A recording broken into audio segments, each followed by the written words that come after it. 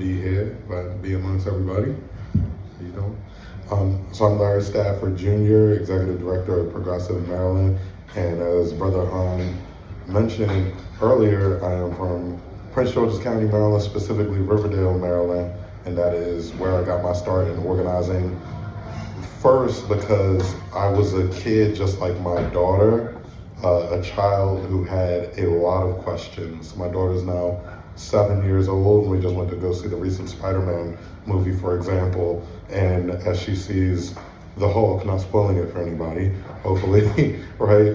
She's like, how did the Hulk get his power? It's like in the middle of the movie, like I'm just gonna explain the whole origin story of the Hulk. I'm like, you kind of have to have been there for the MCU up to this point.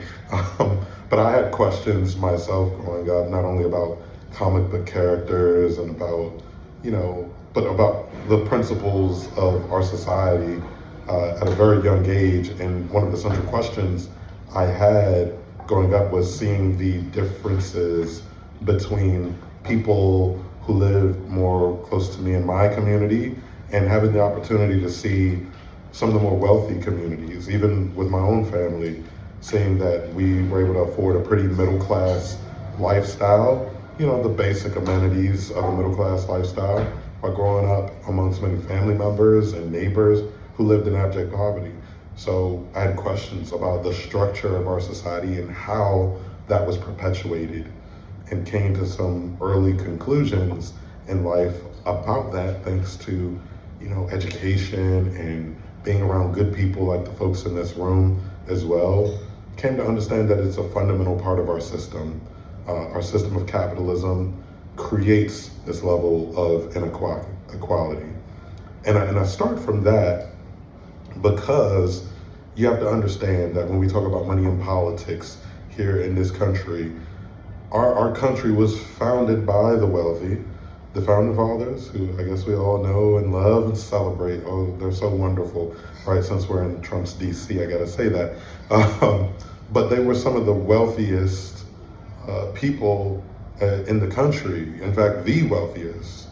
George Washington was, I believe, the wealthiest landowner in Virginia at the time and became our first president. So the folks who wrote our initial constitutional documents were abundantly wealthy, beyond any poor person's imagination at that time. And they structured our country from the very beginning with that in mind. And since then, it's been a continual fight to balance the scales of power ever since. Initially, many people may know, the people who could vote were the propertied white people, were the only people who could vote. But over time, we fought, got additional rights. Women were allowed the right to vote. The formerly enslaved were eventually allowed to vote, and we had a progression. So this has been a constant battle driven by the fact that our country was founded by the wealthy for the wealthy. And so that's the perspective that I come from when I think about money in politics.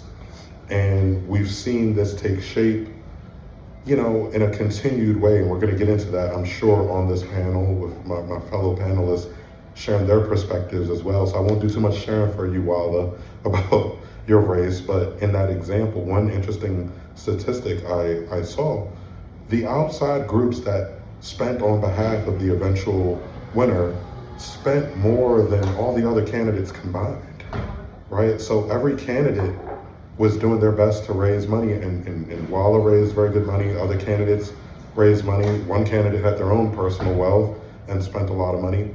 But the outside groups in this election spent more than all of that, right? And the candidate that won only raised about, I could be mistaken, about $1 million, right? So not, a heavy hitter of his own or drastically out fundraising people on his own, but just purely propped up by outside spending.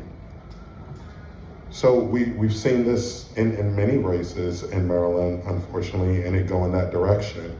But part of what I'm going to get into in more detail today is some of the examples where that was not the case as well. So in Montgomery County, the executive race, organizations spent, I think it was over like over $3 million in the county executive race. Josie, am I right about that? That's the number outside spending. Okay, yeah. So you've got millions of dollars being spent by developers, out-of-state interests, who I still am trying to get to the bottom of why in the world they cared so much about the Montgomery County executive. Some people with businesses and ties to entirely other states were sending money to super PACs to support a person for Montgomery County executive to the tune of millions of dollars. But in that example, you see that Will Jawando, the candidate that they did not want to win, was able to win and able to be successful, right?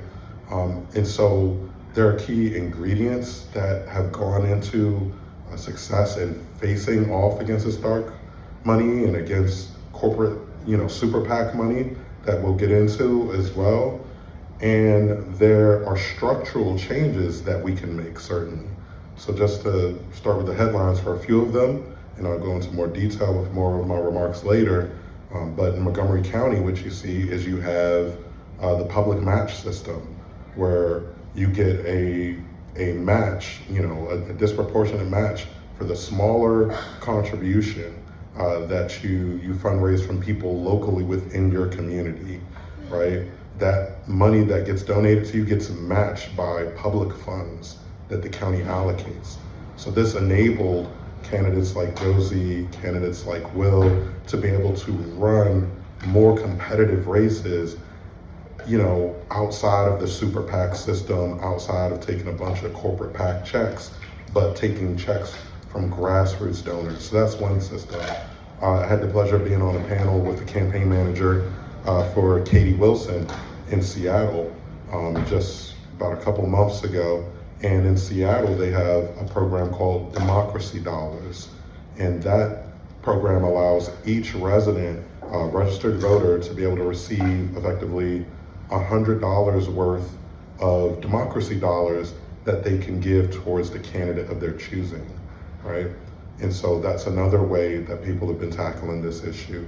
And then there's some interesting things going on. I think it's in Hawaii right now, where they are looking at making some changes to constrain corporate money in ways that are pretty novel, by forcing corporations to have a vote of like all their shareholders in order to spend money to get involved in politics or to lose their charter. I think I'm not an expert on that particular reform there, but the main point I'm making is that there are things that we can do about it and policies that we can advocate for. They're not perfect solutions, but it's going to take a mixture of that same level of community and political organizing that got us the right to vote, that got us civil rights, that got us, the reforms that I'm speaking about today, to be able to balance the scales of power, to change,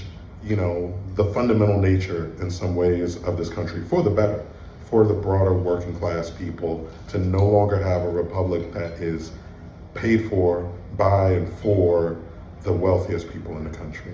Thank you. Can you please push the red button?